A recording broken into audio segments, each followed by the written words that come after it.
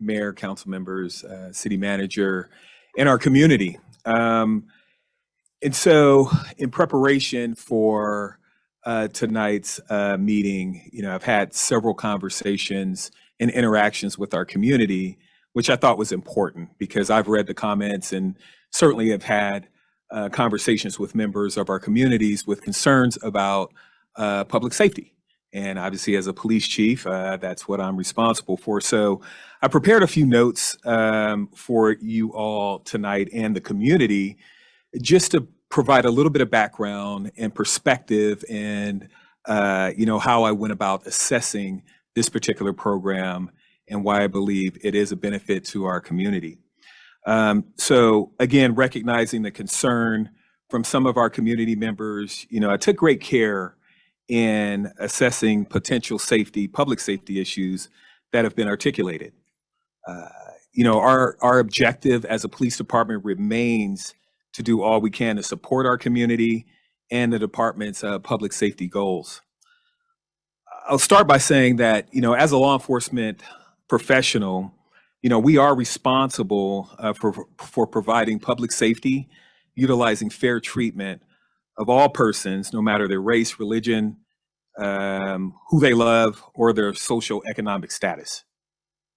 It's important that we understand that also that all human beings can cause harm and then therefore should be held accountable. But I want to guard against making assumptions about persons' propensity to commit crimes based on their social economic status. So I want to make sure that as I go through this, that is playing in the background.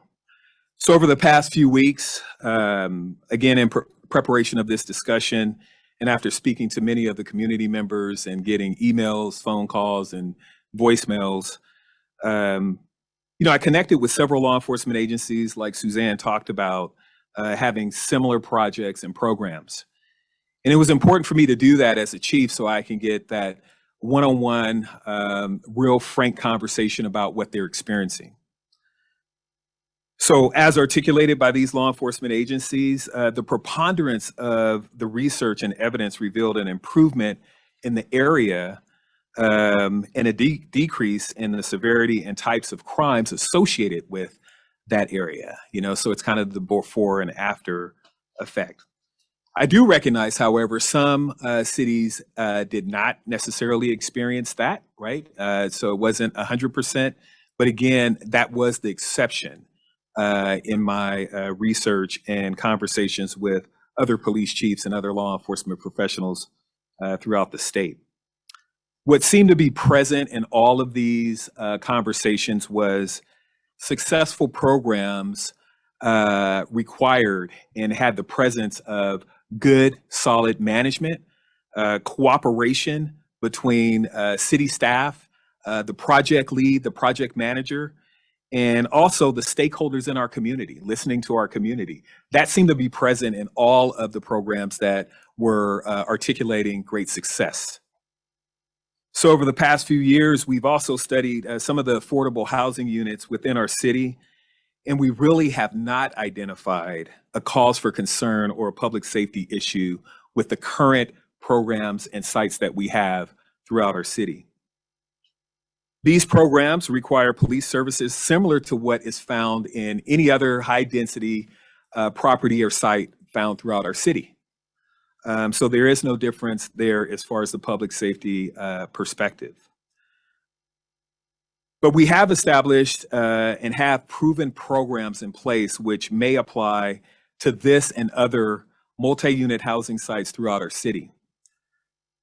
We often do crime prevention through environmental design assessments for free of charge at high density areas. And that's really designing and being participatory in how a property is designed to help mitigate any of the crime concerns. Obviously, neighborhood watch and video camera registrations. We rely heavily on our crime reduction teams if needed. And then our community connections program, which is a patrol-based program that if issues do arise, then we can quickly assess and address. So these are programs we offer and encourage throughout our city in all areas, meaning So affordable housing, new construction, it doesn't matter. Throughout the city, we offer these programs and sites as our concerns for community public safety is ongoing. It's also good to understand that with limitations on the staffing that I have available, I certainly have a great interest in ensuring that I deploy resources as efficiently as possible. So to be clear, you know, the type of calls that consume resources we typically get are the persons who are actually unhoused, right? They're not in a facility. They don't have that support. That's the bulk of our calls for service that we get in a day out basis. So from, you know, really the public safety perspective, you know, evidence supports the need to get people inside and off of our streets. So in closing, I do understand the concerns of our community members, and I remain open to hearing that and engaging with our community. However, I am relatively confident that with proper management and cooperation input by FPD will be considered to mitigate anticipated and unanticipated issues that may arise. So we will devote time and resources to help ensure the success of this initiative if it does go forward. And we understand the long-term public safety benefits of these type of programs as we move forward. So I appreciate the opportunity to share my perspective. I thought it was important to kind of give an overall overview of how I arrived at this type of perspective. So thank you.